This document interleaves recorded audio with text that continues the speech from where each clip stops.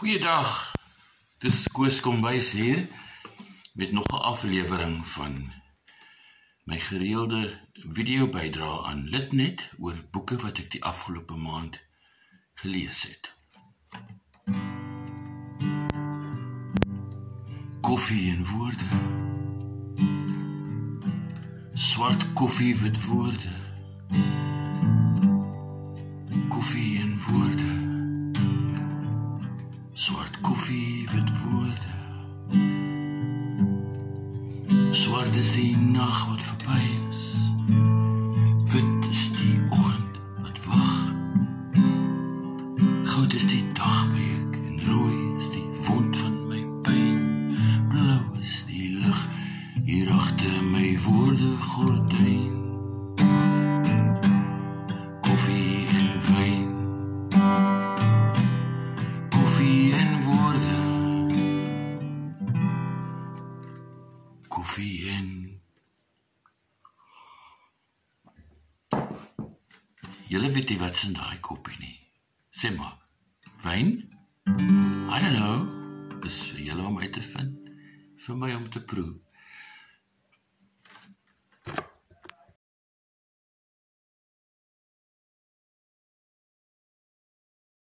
Voor ek verder gaan, ek wil net om verskoning vra, daar gaan 'n agtergrondgeluide moontlik opklink. Hier is bouers aan die werk by die huis langs aan en mense wat gesels en bakstene rondgooi. Moenie dat dit julle pla nie. Dis deel van my verwysingsveld en ek hoor dit nie meer nie, so julle hoef dit ook nie te hoor nie. Ek is net bly as daar nog goeders gebou word en nie alles net so afgebreek is. Solank ons nog bou in Suid-Afrika en paaie regmaak en huise bou en bakstene bo op mekaar sit, gaan dinge nie te kak nie, nee. Okay. Ek gaan voort en vertel julle van die eerste boek wat ek gelees het.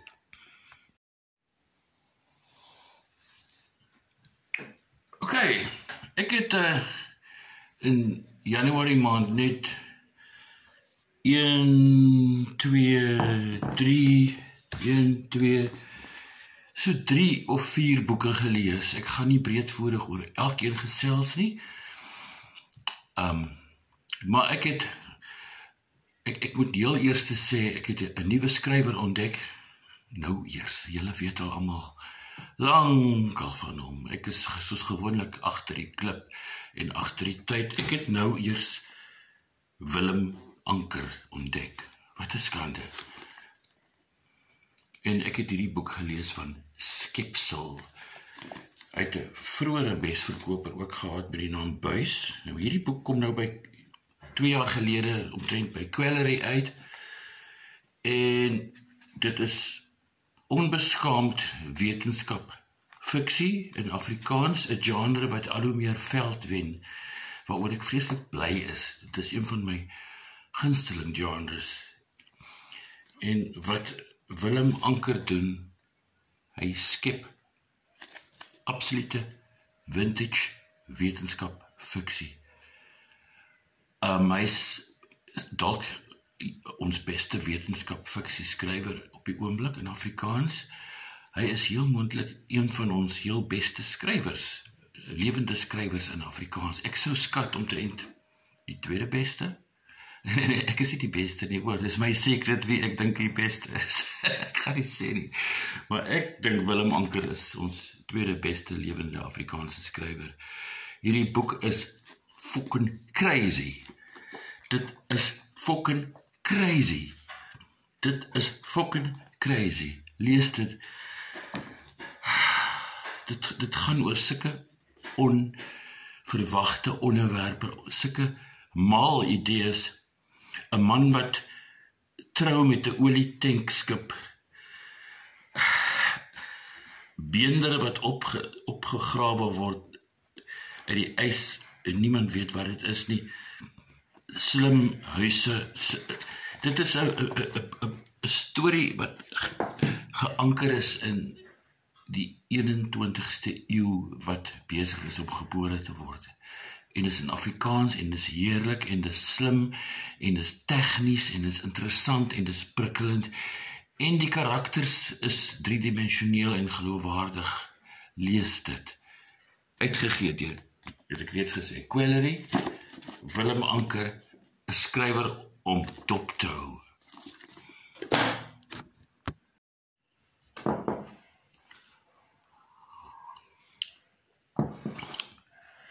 'n ander boek, wat ook al 'n paar jaar terug verskyn het, actually 'n bietjie langer terug as Willem Anker, is omtrent so 11 jaar gelede, het hierdie boek verskyn, gepubliseer deur Storytime, 'n baie interessante bloemlesing, 'n anthology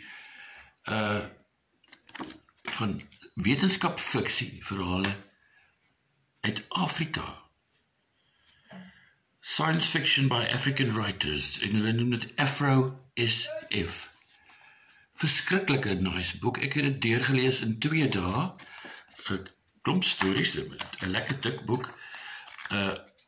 Ok, laat ek dit nou so stel, die stories is van wisselende kwaliteit.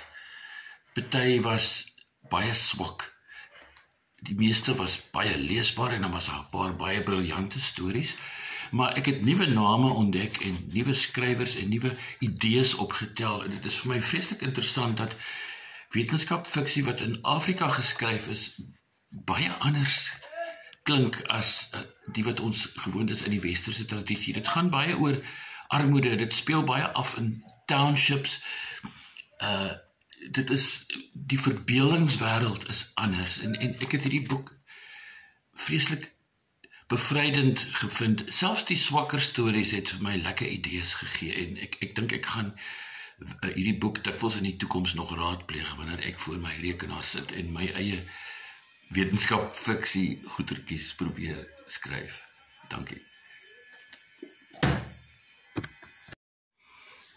Miskien moet ek vir 'n oomblik Engels praat, want hierdie is nou ook 'n Engelse boek, en mens moenie Engelse boeke eintlik in Afrikaans bespreek nie. Wel, nie die hele tyd, nie, die slegte maniere. This is a book I discovered in a friend of mine's lounge in die boekrak, in the bookcase.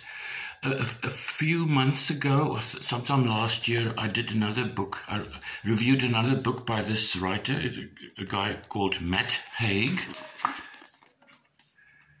And I was crazy about the book. The book is called The Midnight Library. And I immediately went to my own town library to look for more books by this author. I went to bookstores to look for more books. I couldn't find any. And until I discovered this book in a friend's house, and I read this one as well, How to Stop Time by Matt Haig. Matt Haig is a speculative writer. I wouldn't quite call it science fiction, but it's sort of almost fantasy. He creates unlikely scenarios. He's got a very vivid imagination. And without further ado, I would like you to encourage to look for Matt Haig. Any of his books are interesting. They are all fascinating. I'm definitely going to make an effort to track down as many of this writer's books as possible. An interesting fact about Matt Haig, I researched the guy. He is suffering from ADHD, severely autistic person. I don't know, it doesn't affect his talent, it doesn't affect his output. It's just an interesting, maybe irrelevant factor about that. Well, whatever his personal problems may be, he's definitely one of my favorite new writers. And Matt Haig is somebody I'm going to follow for the rest of my life. Wherever I can find these bloody books, I will track them down and I will read every single one, because I really like his style. 'n laaste boek wat ek ietsie oor wil sê, vinnig.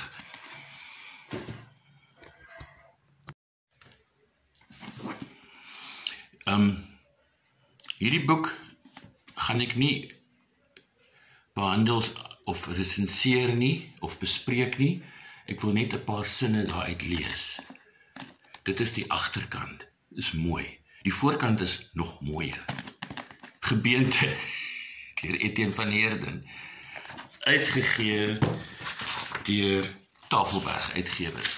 Nou, ek en Etienne is close vriende van skool af, dis hoekom ek nie eintlik, kyk, 'n mens moet seker soms boeke resenseer van jou pelle. Ons ken almal mekaar in die Afrikaanse letterkunde. Dit is so klein genepool.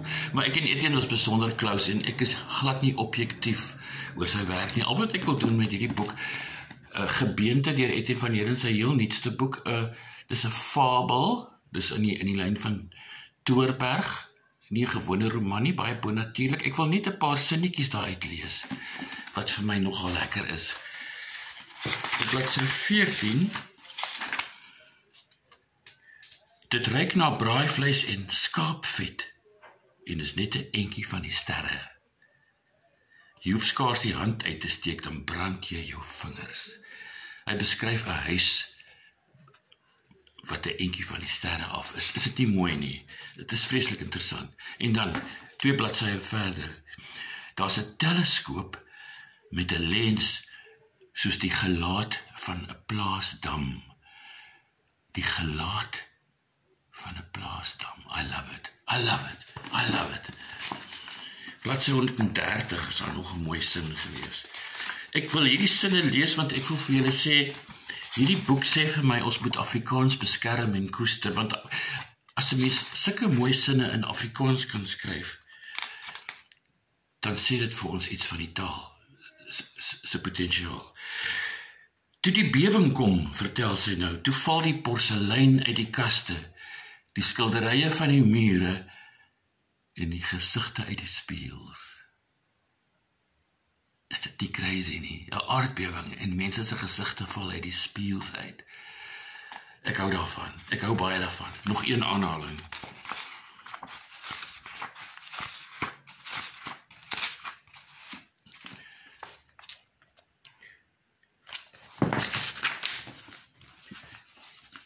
Die mense hier sterwe stadig, het Duf gedink. Die hele land sug gelate en sak terug.